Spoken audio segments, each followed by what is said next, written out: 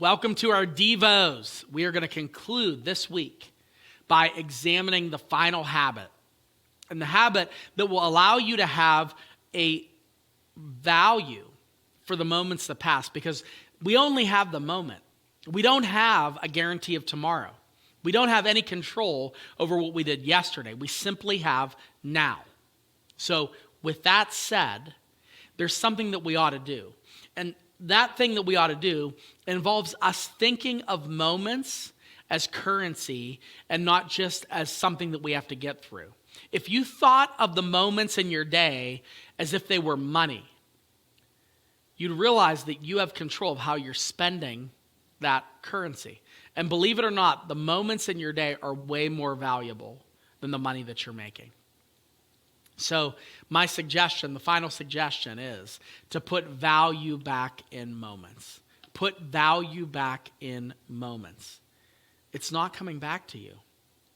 The richest people on the planet, the smartest people on the planet, they have not yet cracked the code where they are able to add more time.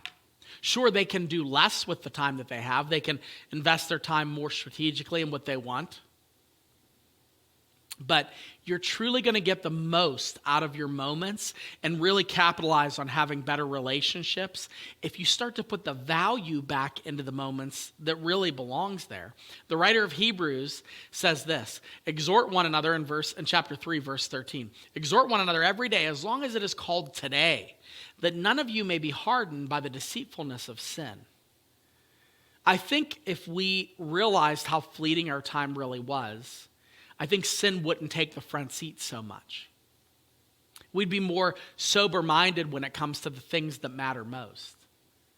And when we think of our lives and we look at just a bank of time that we're given that is not really changeable based on anything except for God's sovereignty, that we're going to spend that time more wisely.